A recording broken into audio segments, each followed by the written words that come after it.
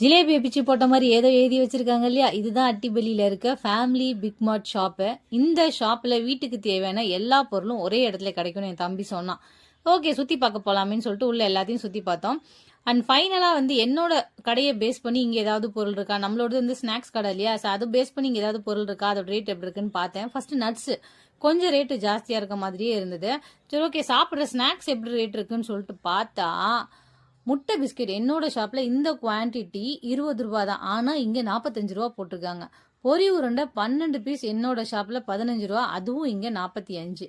மசாலா பொரி 40 கிராம் என்னோட கடையில் 10 ரூபா, பட் இங்கே 45 ரூபா.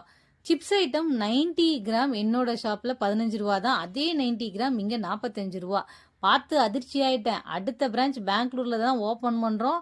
நாமளும் இங்கிட்ட ஒரு அப்பார்ட்மெண்ட்டை வாங்குறோம். அக்கா ஒரே வருஷத்துல கோடீஸ்வரி ஆகிறேன்டான்னு சொல்லிட்டு என் தம்பிக்கிட்ட சொல்லிக்கிட்டு வீட்டுக்கு 8 மணிக்கு கிளம்பியாச்சு. என்ன விலை விற்கிறாங்க.